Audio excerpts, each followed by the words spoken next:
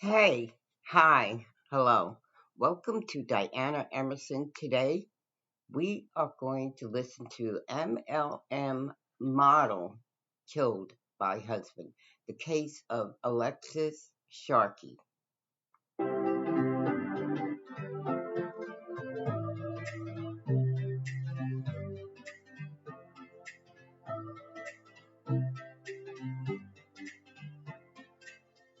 Alexis was born Alexis Rabinoff in Warren, Pennsylvania, on January 25th, 1994, and according to her friends and family, Alexis was just that type of person who seemed to draw others to her. Her mom, Stacy Rabinoff, stated that she had a sort of contagious energy about her. Alexis's younger sister would state that even though her and Alexis were complete opposites and rarely did anything other than fight, that Alexis was the type of person who everyone gravitated towards, no matter what environment they were in. We never were really close. We were just close enough in age where we kind of fought more than anything else once we kind of got to those teenage years. We honestly were kind of like fire and ice. Most people would joke that we were complete opposites. I ran up north to the cold and the mountains, and she went down to Texas where it's hot all the time.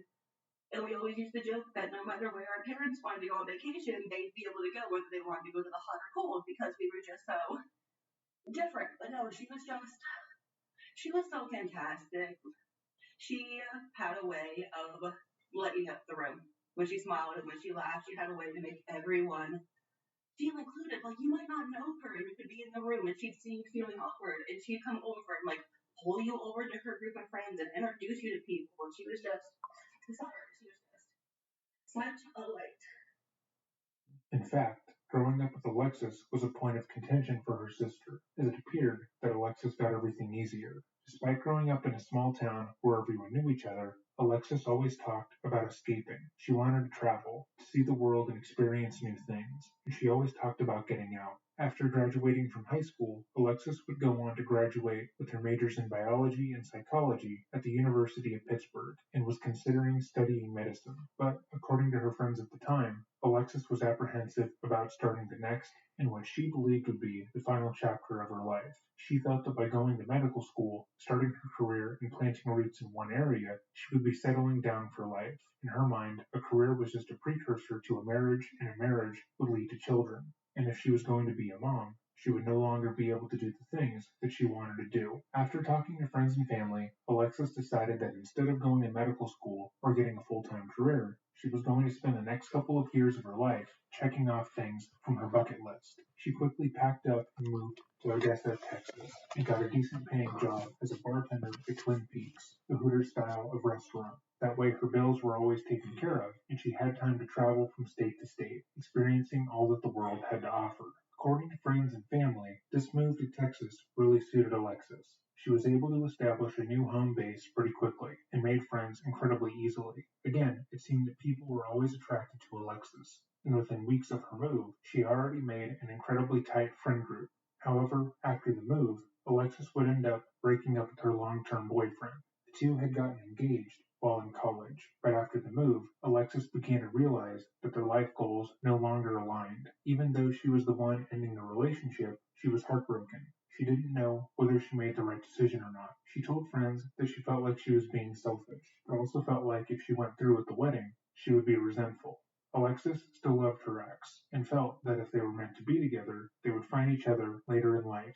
Despite going through a heartbreak, Alexis continued to travel and carefully curated her Instagram to only showcase her adventures. Alexis took her Instagram grid incredibly seriously. It was important to her, as it's important to a lot of people, to make her life look as flawless and aesthetic as possible. And through her carefully crafted Instagram feed, she began to get a healthy amount of attention. Slowly but surely, as Alexis posted glimpses of her life, more and more people found her and found her to be aspirational. She was a confident young woman who spent her life traveling and trying new things, and many young women felt that she was living the life they had wanted. Her followers frequently used her posts about how she makes sure to stay organic while on the road, how she takes care of her hair and the makeup she used as a guideline for their own life. And though Alexis disliked being called an influencer, she was one. She was still working at Twin Peaks, traveling in her free time and trying to get over her heartbreak when she met Tom Sharkey. Tom worked as a consultant in the oil field and would often travel around the country for work. But whenever he was in Odessa, he would stop into the Twin Peaks to see Alexis. According to her friends and coworkers, the two immediately had chemistry, despite Tom being 23 years older than her. Tom seemed like an incredibly interesting person to Alexis. The fact that he traveled for work and had seen so much of the world intrigued her, and whenever he was in the bar, she would ask him about where he had gone to. Her genuine interest was refreshing to him, and after some pushing from her coworkers, the two would end up starting a relationship. From what Alexis posted on social media, Tom seemed like a nice guy. Friends and family described him as a gentle giant due to the fact that he was over 6 feet tall and a bodybuilder. She began to showcase him more in her vlogs and Instagram posts, and each time he was seen as a nice, albeit physically imposing man. But how true that description was of him would remain to be seen. Alexis had grown her social media following organically to a couple thousand followers, showcasing her picture-perfect life when she was approached to start selling for Monet. Monet's website described the company as a family-run wellness company whose ultimate goal is to provide innovative hair care, skincare, and other beauty products to the people. But in actuality, it's a multi-level marketing company who has been sued countless times for their products causing harm to their consumer. In March 2019, a federal report filed by the FDA after inspecting Monet's Florida manufacturing facility found that multiple products were prepared, packed, and held under unsanitary conditions whereby they may have become contaminated with filth. All in all, the company itself is rife with controversy, especially since it's run as a pyramid scheme.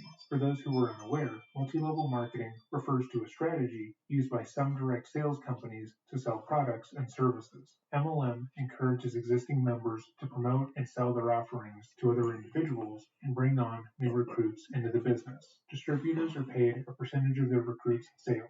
New recruits become the distributor's network or downline and are in turn encouraged to make sales to earn money. Basically, if I'm working for Monet, not only do I have to sell the products, but I want to get as many people as possible to be in my downline, because the more people I have selling Monet because of me, the more money I'll make. If I can convince 10 people to sell Monet, I get a portion of their sales. And if I get people to sell for them, I continue to earn. This isn't like traditional sales channels. Multi-level marketing programs involve the use of networks for sales and to recruit new participants. Alexis would be seen as the ideal recruit for someone working for Monet because she already had a following who looked up to her and wanted her beauty recommendations. Her comment sections were filled with young girls complimenting her hair, asking her how she kept her hair healthy after bleaching it platinum blonde for years, and all Alexis had to do was shout Monet out one time to be profitable. Alexis began working for the MLM and was able to grow her following even further. She quit working for Twin Peaks, and her life appeared even more aspirational, with her regularly going on Monet-sponsored cruises and vacations. She often posted about how working for Monet had improved her life in every way, how she felt it was the perfect job, and she told her followers that if they wanted to live like she was, going on cruises every year, all they had to do was sign up to sell Monet as a side hustle. Her relationship with Tom also appeared to be perfect, with her posting him often and writing about what a wonderful partner he was. In 2019, the two would get married and move to Colorado. Alexis spoke about this move on Instagram as being a big step for them and being the start of their next chapter. According to friends, she was ready to settle down a bit more and potentially start a family. Tom already had 2 children with a past wife, but Alexis wanted something of her own. They spent their time in Colorado going to national parks and landmarks, but after an incredibly short period of time, decided that they didn't want to stay. They didn't tell their friends or family why, but they said Colorado just wasn't the right fit for them, and they decided to go back to Texas. However, before they got there, they wanted to take a 25-day road trip through New Mexico, Arizona, and Utah. When the Sharkeys moved back to Texas, they settled in Houston. Tom already had friends living in the area, but once again, Alexis had moved to a place where she knew virtually no one, and given that she worked from home with Monet, she wouldn't be able to use work as a meeting place. Instead, she downloaded Bumble BFF in order to find women in the area who were looking for friendship. Through the app, she met Tanya Ricardo, and like she had with almost everyone in her life, Alexis immediately clicked with the mother. Tanya described Alexis as being incredibly kind and good-natured, and the type of person who would listen to someone without judgment. She was incredibly good at listening to others, often giving them the attention they were craving in order to feel as if they were being understood. How long did you know Alexis? Because I know her mom said she recently moved to Houston. Right. She moved here in January and we met I mean, within weeks of her moving here. I was kind of looking for a new group of friends, and I brought this group of friends together, and she showed up to this dinner. And since that day, I mean, she's just been part of our circle. She's 26. I was telling you that I was scrolling through. It's kind of a deep dive. She just knew so many people. She was active. I was looking at this vacation that she and her husband had just taken, this road trip. She seemed bubbly and full of life to me. I didn't know her. How would you describe her? Exactly like you did. She was always happy, always had a smile on her face. A lot of people looked up to her. She was just very, very positive. Always positive, always very knowledgeable, knew a lot about what was going on. Loved being an influencer, as you can see, and sharing, tips and tricks about makeup and hair and fashion. If we needed her for anything to do with that, she was the girl to go to for sure. How did you meet her? We actually met on Bumble BFF. Oh, I've used it before and never had success. So she was a girl's girl. She was looking for friends when you met her. Yeah, she was looking for friends, and she definitely found people that really, really loved her. Tanya quickly introduced Alexis to her own group of friends, and within a couple of weeks, Alexis had another close-knit friend circle around her. Alexis took friendship very seriously, and always made it a point to spend time with people outside of a relationship. When Alexis was added to a group chat with Tanya and their friends, she was always the first to respond to anyone's messages, both because she was always on her phone and because she wanted to make sure whoever was speaking knew that they were being listened to.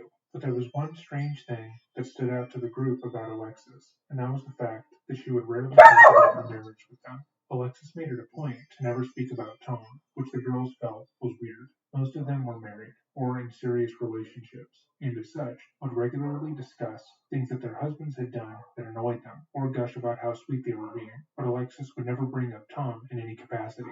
The only reason that they knew Tom existed was because he would come around when the girls would hang out, and from what they saw of him, he seemed fairly normal. He was loving and affectionate to Alexis, and made sure to treat each of her friends well, to the point to where they thought it was kind of weird that she wasn't more talkative about what a good guy he was. On a couple of occasions, he had surprised Alexis while she was hanging out with them, bringing her roses and gifts to let her know he was thinking of her. All the girls felt as if Tom was a really nice, genuine guy, and they couldn't understand why Alexis seemed to not want to talk about him. Then, in 2020, as we all know, the coronavirus pandemic hit, and like most of the world, Alexis had to quarantine with her husband. The pair was used to Tom traveling around the world and going off on small vacations together. However, for the first time in their relationship, they were stuck in close living quarters. Alexis began to post to TikTok during this time, sometimes posting about the Monat products she was using, other times just posting joke TikToks. It's going to be a rule. I'm not following any boyfriend or anything because it's so awkward when I have to unfollow. He blocked me. What a fucking loser. Literally, what a fucking loser. I'm calling her right now. Your boyfriend's a fucking loser. He blocked me on Instagram. Like, how old are you? He's 27. Only 27-year-olds even know how to block. I don't even know how to block someone. Oh, it's on.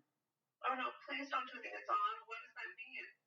It just means when I see him, I'm going to, spit on him.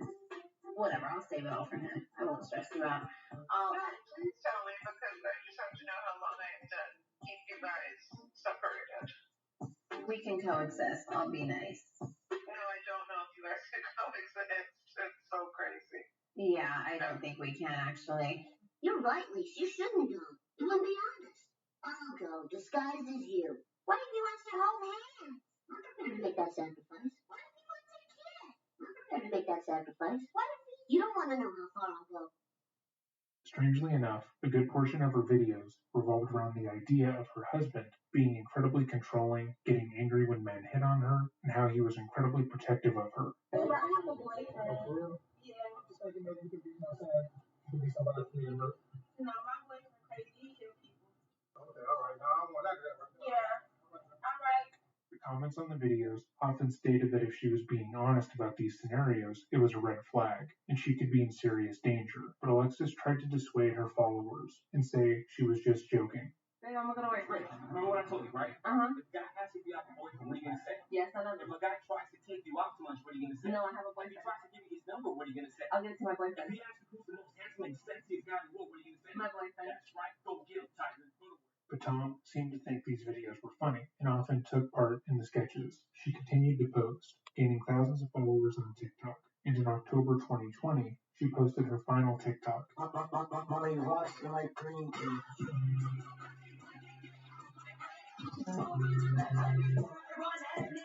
At the beginning of November 2020, Alexis went on a trip to Marfa, Texas, with a close friend. Then immediately followed that trip with another trip to Tulum, Mexico, with a group of friends. Notably, Tom was absent. It was on these two trips that Alexis finally opened up to her friends about what had been happening in her marriage. On the trip to Marfa, Alexis told her friend that after a year of marriage, she wanted to get a divorce. She opened up about how Tom had been abusing her, and that whenever they would fight, he would strangle her until she passed out, then leave her on the bathroom floor. She claimed this happened multiple times over the years, and she had believed him when he said he would stop, but it had only gotten worse. She showed her friends the messages he had been sending her while she was on the trip, calling her a whore, saying she was probably sleeping with other men, and saying how much he hated her. These messages were manipulative and controlling, mocking her posts online and tearing her down entirely. Alexis told her friends that their entire relationship had been like this, and that Tom often manipulated her in group settings, purposely going out of his way to look like the perfect husband. That way, if she seemed upset with him or made any claims against him, she would look crazy. She told her friends that on multiple occasions he had shown up to their hangouts and surprised her with gifts. He had been trying to pressure her into forgiving him for hurting her, and it had worked. Alexis told her friends she wanted to leave Tom, but was scared of what he would do. She asked them to go out with her and take multiple trips, with the notion that he couldn't hurt her if she was away from him. She wasn't posting on social media quite as much, and she always wanted to, quote, be around her friends all the time to avoid going home. When Alexis got back from her trip to Tulum, she was back to living in a small apartment with Tom, and tried her best to get out as much as possible. But obviously, this angered Tom. He could sense that she was pulling away, and this led to more fights. Her mom had wanted her to come back to Pennsylvania for the holidays, as she hadn't been back home since she'd gotten married. She ultimately decided that she would go back home for Christmas, but spending Thanksgiving with Tanya and her family away from Tom. According to Tanya, the holiday was wonderful, as they played board games and ate all day. Then at around midnight, another friend picked up Alexis, and they went out to a bar. They stayed out until 3 a.m., with Alexis stating multiple times that she did not want to go home and see Tom. Once again, he had been sending her vitriolic messages all day, calling her a whore and saying that she was a dumb bitch. But at 3 a.m., the morning of Black Friday, Alexis was driven back to Tanya's house, where she picked up her car and drove back to her apartment. For any company, Black Friday is a big deal. Many companies have their biggest sales on Black Friday and make the majority of their profits on that one day. The same is true for MLMs and for the weeks leading up to Black Friday. Alexis was prepping her posts for Monet. However, she would never go on to post. Her social media went completely dark, with her not posting to her feed or story at all, which wasn't like her. She was one of the top salespeople at Monet, and for her to ignore the biggest sales day of the year, something would have to be extremely wrong. She also wasn't responding to messages in the group chat, which wasn't like her at all. Tanya would go on to tell the Daily Beast that, quote, I instantly knew something was off. She has never been known to disappear or not answer her phone. I don't think we have ever gone more than 6 hours without texting. Another friend said Lex would never run off, and she always had her phone, as is how we ran our business. Her life was social media, so her phone was her life. However, at around 5:30 p.m., she would send out a text to her group chat, ignoring the previous messages that had been sent that day, and asking if anyone wanted to go out that night. Because of the holidays, they wouldn't be able to meet, but the chat all agreed to hang out the next day and have a chill girls' night in. Her text agreeing to hang out would be the last time anyone would hear from Alexis, and her phone would be shut off. However, if she had really been the one to send those messages, would be called into question. When Alexis stopped responding to their messages, her friends immediately began to worry. They knew that Tom was abusive, that he would strangle her to the point of her blacking out, and the fact that she hadn't posted on social media made them worried. They began to text each other outside of the group chat to figure out what they should do. They were worried about Alexis's safety, but they also didn't want to call the police in case that was what pushed Tom over the edge. However, as they came up with a plan to move forward, Tom texted one of Alexis's friend's boyfriend, a man named John, he had heard from her. According to the text, he claimed that he and Alexis had gotten into a big argument, which resulted in Alexis hopping over their patio fence and jumping into a car and driving off with the occupants. John immediately called Tom, as his story made no sense, and from the start of the call, it seemed as if Tom was trying to set up his alibi. When John asked him what had happened, Tom went over everything he had done that day and spent a good long while detailing things that didn't matter. Instead of focusing on what had happened the last time he saw Alexis, going over what she was wearing or why they were fighting, he was more focused on minuscule, random details. The call lasted for 45 minutes, and immediately after, John told his girlfriend that something was wrong. Tom would go on to call other friends of Alexis, though notably none in her immediate close friends group chat. He would tell them multiple different stories about what had happened that night. To some people he talked to, he claimed that Alexis and him didn't get into a fight. Rather, she just got mad at him and stormed off out of the house, barefoot. She then jumped into a small black car and drove off. When asked for more details about the car, Tom stated that it was possible that she didn't get into a car and instead took off on her own. But when asked how she would go off into the middle of the night without shoes, he then said it was possible that she was wearing shoes, he just didn't notice. Initially, he claimed that she left without her phone, but when speaking to other people, he told them that when she left, he tracked her using the Find My Phone application. He then claimed that he had followed her for a while, driving behind her as she walked, but lost her as his phone lost service. By the next morning, he had called and spoken with multiple people, including Alexis's mom, and had told very different stories about what had happened. However, he did not call the police. That morning, as Alexis's friends got up, they became more worried. Alexis still hadn't posted to their group chat, and they weren't able to get into contact with her, and they knew something was deeply wrong. Eventually, Tanya went over to Tom and Alexis's apartment, but they found no one there. At this point, she knew something was wrong. Alexis wouldn't ignore her friends like that, and there was no way that she would go a day without posting to her Instagram story for work. While out front of the apartment, Tanya called Stacy, Alexis's mom, and was then informed that no one had seen Alexis that night. Stacy told Tanya Tom's insane story, how Alexis had jumped a fence the night prior after an argument and how she hadn't been seen since. Tanya knew that the story couldn't have been true. There was no way that Tom would have allowed Alexis to jump a fence during an argument, and given his violent past actions, she knew he was hiding something. According to Alexis, every time they had gotten into an argument, he had strangled her and physically overpowered her, so the very idea that he would let her get away was insane. But she didn't want to worry Stacy, especially if Alexis was alright. Despite her fears, she hoped beyond reason that her friend was okay, but she knew it wasn't likely. After speaking with Stacy, Tanya told the group chat that Alexis was missing and that Tom had been the last one to see her, and together they filed a police report. Whereas Tom had settled on calling people and asking if they had seen Alexis, her friends immediately jumped into action, creating posters, hashtags, and Instagram posts, spreading awareness about Alexis being missing. Alexis's case quickly got picked up by the media and quickly trended on social media, and as is usually the case, people began to give their opinions on what they felt happened. Alexis's TikTok was circulated online, and people began to point out how toxic it seemed her relationship was. In one TikTok, she captioned it, "My boyfriend kills people," and joked about how if a guy hit on her, he was as good as dead. People also found it strange how much of the search was being done by Alexis's friends. They had been the one to raise the alarm and file a missing persons report. Meanwhile, Tom didn't seem to take the case seriously.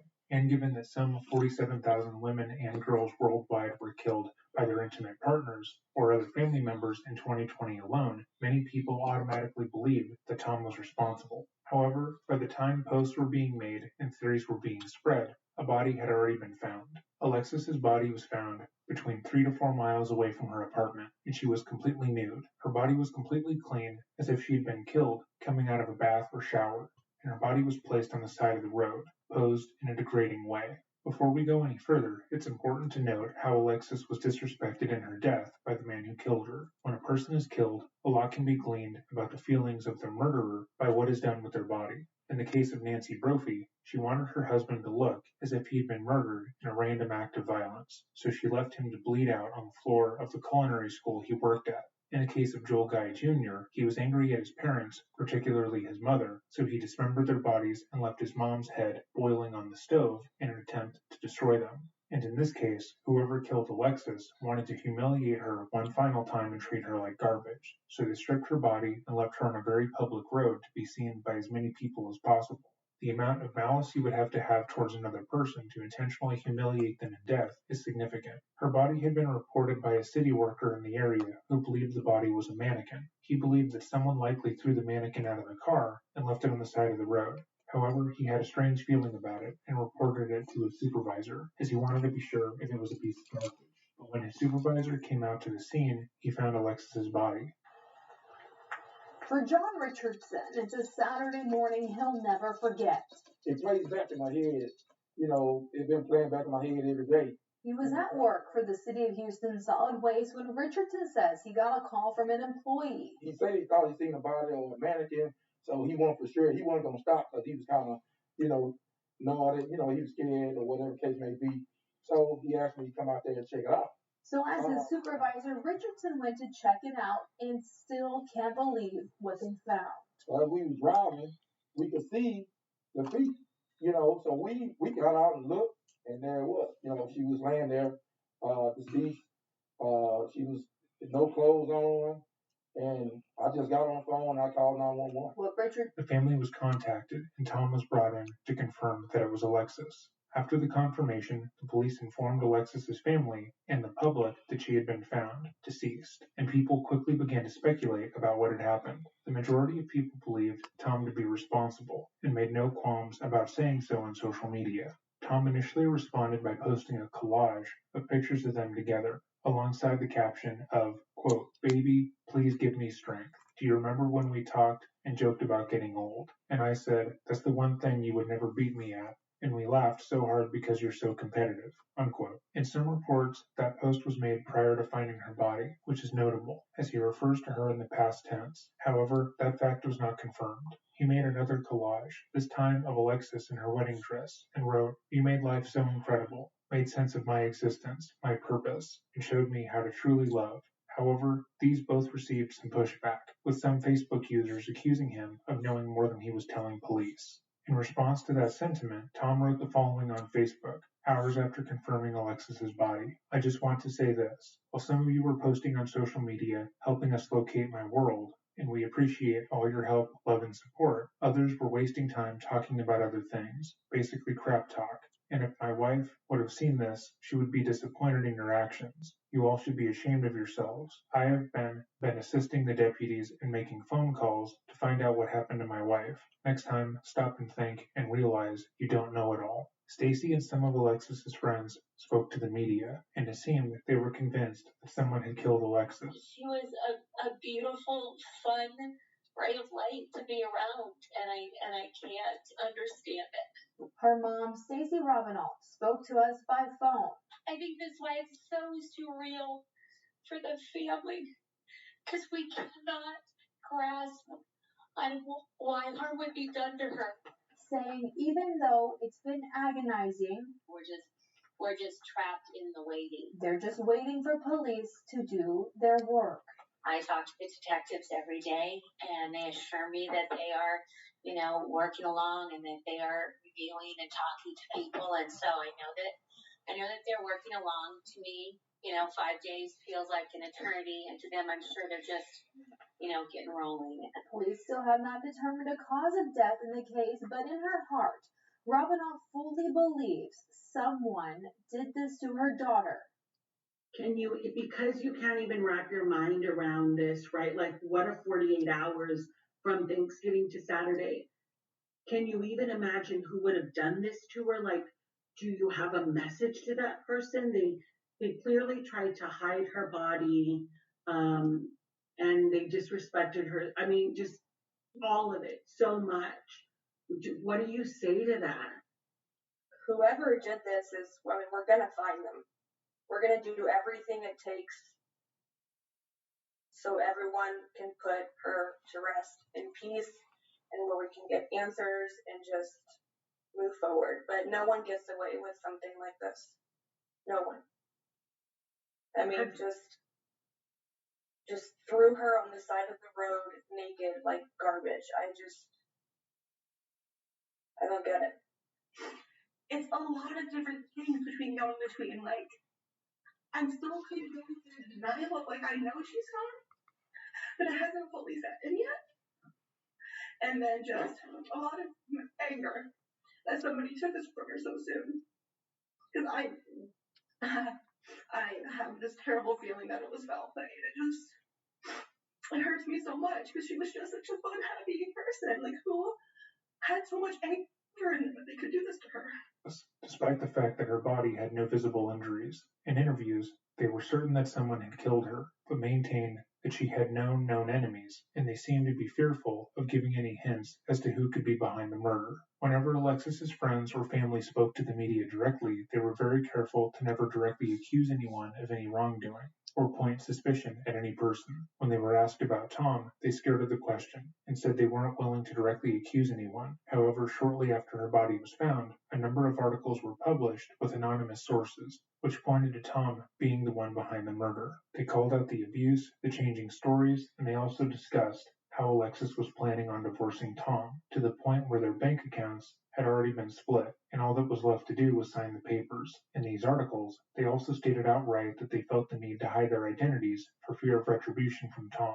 It also came out that Alexis had begun to flirt with and talk to another man outside of their relationship. According to friends, Alexis had met this man while on her trip to Tulum, Mexico, and they had hit it off. She told him that she was in the middle of a divorce and didn't want to start anything before her marriage ended, but he had been the friend who she went to the bars with on Thanksgiving. Though it's uncertain if the two had gotten together physically, it was clear that for Alexis, her relationship was over. However, Tom denied all the allegations. In an impromptu phone interview with ABC 13, he once again changed his story and said that they had been happy together and that Alexis was just stressed from work and her friends, and that he was being unfairly blamed for the whole ordeal. He also claimed that he was the one to find the body, not the city workers. But then when he was asked for clarification from the reporter, he stated he meant that he identified the body. He said, quote, "It's horrible. People are talking tons of crap.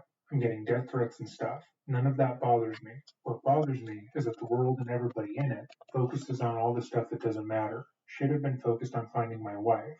Everybody was still looking for her, and I located her Sunday morning in the coroner's office. They couldn't ID my wife. They didn't know who she was just there." He did multiple interviews, stating that Alexis wasn't the nice, happy person people believed that she was, but was instead dealing with a lot of personal demons. He claimed she was stressed 24/7 and hated her life, and that he was the only person she could be herself with. Tom said her friends and family didn't know the real her, and that she carefully crafted the perfect version of herself in front of them. But that was obviously untrue. Alexis's friends responded in kind, doing multiple interviews to talk about the person Alexis really was, and how they felt like Tom was slandering her in her death. They stopped short of accusing him directly of any wrongdoing, but defended their friend. It wouldn't be until January 19th, over a month after Alexis's death, that the cause of death would be released, and it was found that she had been strangled, and her death was ruled as a homicide. Reports about Tom having strangled Alexis in the past had already spread, and the fact that the cause of death had been strangulation only made people more suspicious of him. However, the day prior, it was also publicized that despite Tom being listed as Alexis's next of kin, and the only person who her body could be released to, he had left her body in the morgue for 2 months and never claimed it. After her body was found, he had agreed with Stacy that they should have a memorial service in Pennsylvania with her family. He said he would get the body and pay for it to be buried. That is, until he stopped speaking to the family outright. Tom would claim that he felt disrespected by Stacy and Alexis's friends, and felt like they were blaming him for Alexis's death. He didn't like talking to them because they were always making it seem like he was a bad person. So, in response, he refused to pick up Alexis's body and he refused to talk to them. He also left Texas and moved to Georgia without telling anyone. Stacy called the morgue and tried to get to the body herself, but as Tom was the only one listed, it seemed as if it was a lost cause. After 2 weeks, she had given up hope of being able to bury her daughter, when the morgue decided to break protocol and change Alexis's next of kin. Before Tom moved, he'd been asked to give a sample of his DNA to the detectives on the case in order to rule him out. He agreed that he would give a small sample at the time, but before he did, he said he needed to talk to his lawyer, but instead, he moved to Georgia. Eventually, the police were able to track him down and arrange for them to meet, only for him to once again leave the state. He came up with a very bizarre story later on why he essentially disappeared, and then a short time after that incident, he relocated to Florida. Detectives said. Every time he would talk to the police, he would come up with other suspects who he believed could be involved, including Alexis's friends and their boyfriends, but they all willingly gave their DNA and cooperated with the investigation. Meanwhile, Tom continued to evade the police, moving every couple of months. That is, until October 2021. The Houston police had gone over every alternative event that they could, ruled out every friend, neighbor, and colleague of the Sharkeys, and they found that the only person who had the means, motive, and opportunity to kill Alexis was Tom. They quietly got an arrest warrant signed, and after determining that he was living in Florida with his daughter, they prepared to take him in. However, things wouldn't go as planned. This was a lengthy investigation. Our evidence determined that Ms. Sharkey was killed on the night of November 27th, 2020. Her body was found the following morning. The investigation determined that Thomas Sharkey, her husband, is the only person who had the means, motive, and opportunity to have committed the murder. We were able to eliminate other suspects that came up, some of which were brought up by Mr. Sharkey. We established that there was a history of domestic violence between the two of them, and that the relationship was ending, and there was a pending divorce. There was also clear evidence that Thomas Sharkey had not been truthful about several key issues and statements that he made to police. Over time, we were able to develop enough evidence to have probable cause to get an arrest warrant and to charge him with her murder. An arrest warrant was obtained for Thomas Sharkey on September 29th, 2021. Because of the high-profile nature of the case and because Mr. Sharkey had been evasive with us throughout much of our time, we went very quietly about obtaining the arrest warrant, but the intent was, once he was arrested, to formally charge him in Harris County with her murder. We contacted the Gulf Coast Violent Offenders Task Force to assist us in locating Mr. Sharkey. They developed leads that he was located in Fort Myers, Florida, and they contacted the Marshals Fugitive Task Force in that area. That task force, U.S. Marshals, located Mr. Sharkey staying with a relative in Fort Myers at approximately 10 p.m. last night. They were able to make contact and establish that he was inside the residence. Mr. Sharkey avoided them, ran upstairs when he learned that law enforcement was there for him, and he took his own life using a firearm. His identity was confirmed by the relative who was on scene, by the arresting officers who had been looking for him, and by official identification that he had in his possession. The Lee County Sheriff's Office in Florida is conducting the death investigation of Mr. Sharkey. I would like to emphasize that this has been a very tragic series of events for both families, the Robanals and the Sharkeys. They've been through hell, essentially, with the attention of the public on this case. I want to put out there that no one else is suspected of any involvement in the case, and no one else is under investigation in the case. We have clear evidence that Mr. Sharkey acted alone. Both families are composed of innocent people who have been through a lot and are in pain, especially the Sharkeys right now, his family. I would ask that people give both families their privacy and space to grieve. The family of Mr. Sharkey did not know that he was wanted in the case at the time, as we were able to keep the warrant secret. Mr. Sharkey also did not know that he was wanted until last night when he was confronted by law enforcement.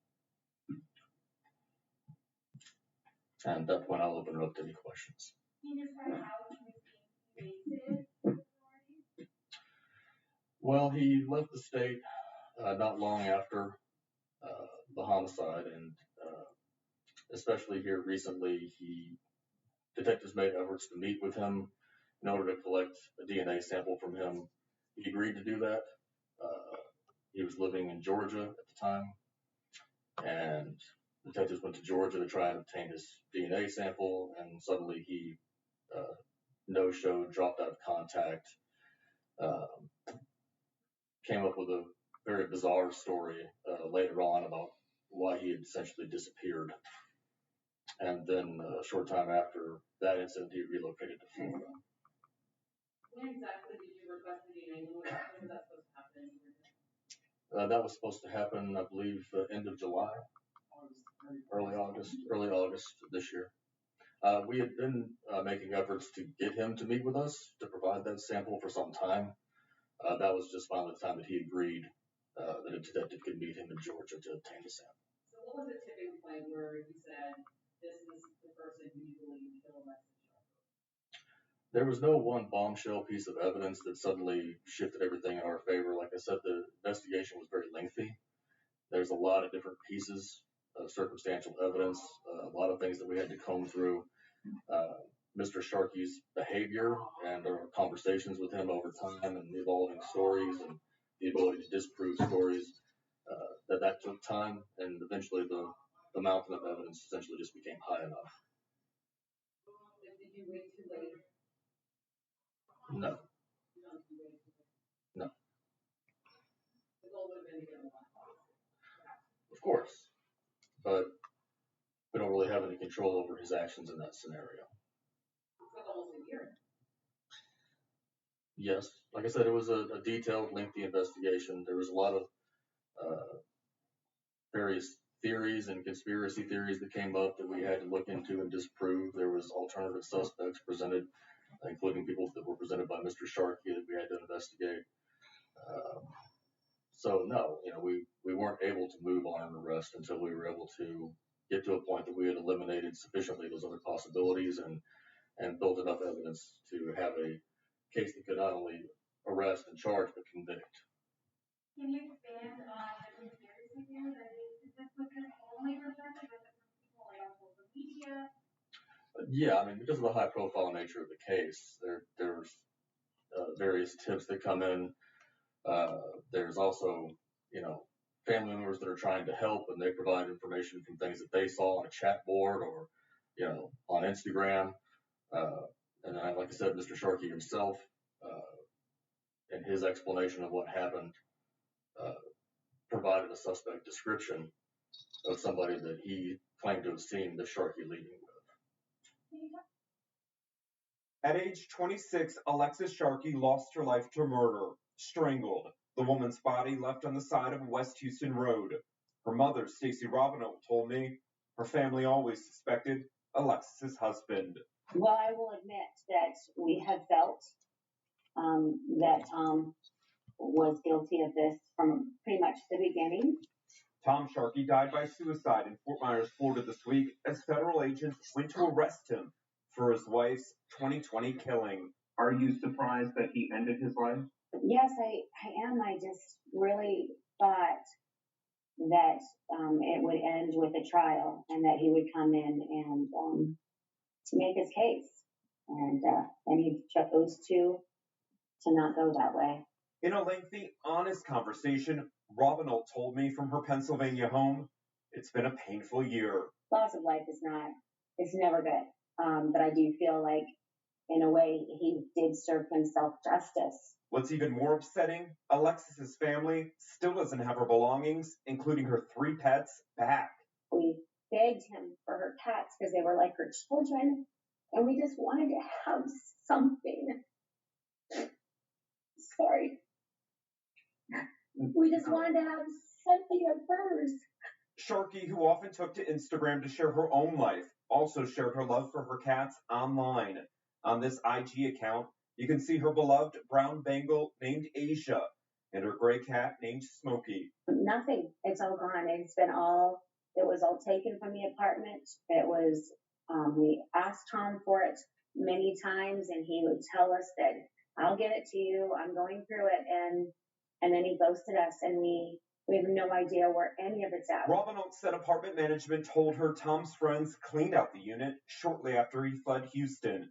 She'd love to have her daughter's items back, saying it'd be something after such a heartbreaking 10 months. I'm super sorry for Tom's family. It's just such senseless loss that has happened with my daughter, and then him. I'm just sorry for all of that. It's just beyond. It's been a horrific year. HPD says this murder case will likely be closed soon, now that Tom Sharkey, the one and only suspect, is dead. Because Thomas Sharkey killed himself before being taken by the police, the exact events of the night Alexis died are unknown. However, regardless of what happened, Alexis still perished. She was a strong, bright light in her friends' lives, and to this day, her loss is felt. Alexis deserved so much more out of life, choosing to die